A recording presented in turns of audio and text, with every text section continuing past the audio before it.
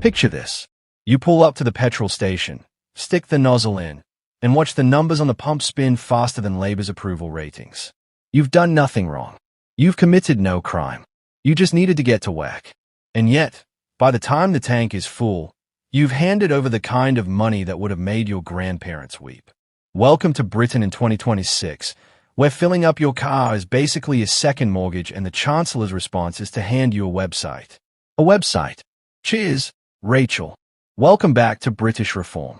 Today we are talking fuel duty, furious drivers, a polling bombshell, and the increasingly spectacular spectacle of a government that has confused being in charge with standing very still and hoping nobody notices. So here's where we are. Petrol is sitting at around 158 pence per litre. Diesel, brace yourself, is up at a staggering 191 pence per litre.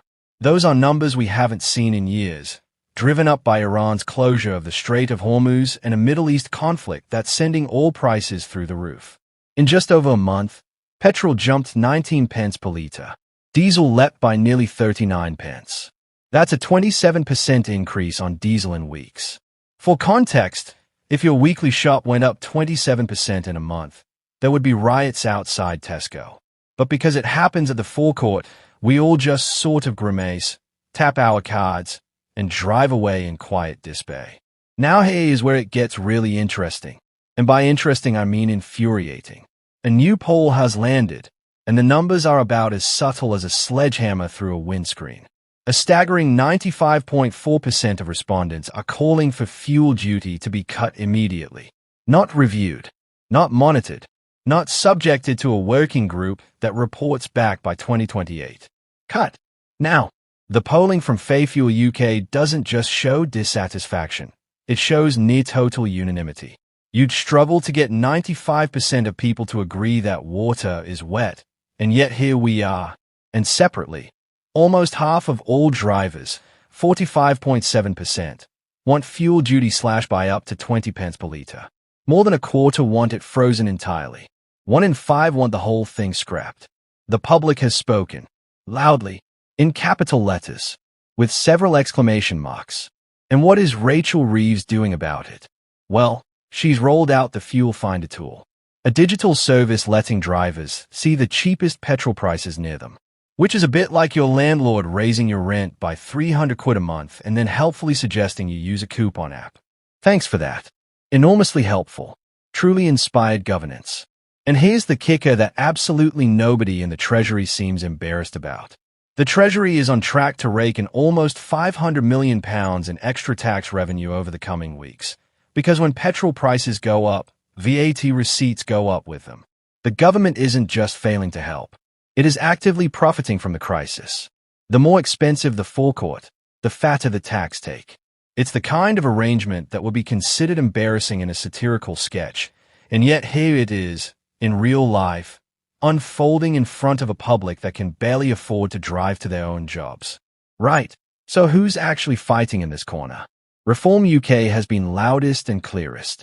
Jenrick, Reform's Treasury spokesman, has been calling for an emergency cut in VAT on petrol and diesel, worth around 30 pence per litre on unleaded and 16 pence on diesel, for 3 months while the conflict in Iran rages. Nigel Farage literally drove to a petrol station in Derbyshire and paid for the 5p cut out of his own pocket, telling the cameras that what Rachel Reeves could do permanently with a single budget decision, he was doing at one forecourt as a stunt. And the stunt landed, because it illustrated the point perfectly. The Chancellor has the power to act and is choosing not to. Reform's message is simple. Everyone is finding life tough. You are the Chancellor, not a bystander. Do something now. That's not complicated. That's not ideological. That's just what any government is supposed to do in a crisis. The Liberal Democrats have also tabled a parliamentary motion calling for an immediate 10 pence cut to fuel duty, funded through the Energy Profits Levy. 10 pence off, with VAT included, would save drivers around 12 pence per litre and £6.60 on a standard tank fill. It's not a revolution, but it's something tangible that would land in people's pockets this week, not in a policy document next autumn. Meanwhile, Labour is planning to do the opposite. The autumn budget confirmed the 5p fuel duty cut, introduced back in 2022 to help with surging prices after Russia's invasion of Ukraine, will be reversed in stages. 1 pence goes in September 2026, 2 pence in December, 2 pence in March 2027. That's the plan. Increase fuel duty. In a fuel crisis, with petrol at 158p and diesel approaching 2 quid a litre, and 36% of sole traders, your plumbers, electricians, delivery drivers, the entire backbone of the working economy, saying current pump prices could drive their businesses to the brink of collapse. Labour's response to that is a staged rollback of relief. It's the political equivalent of turning the heating down when someone's freezing. The public knows it. The polling proves it. The opposition is saying it. And yet here we are, watching a government treat its own citizens like a revenue stream rather than a responsibility.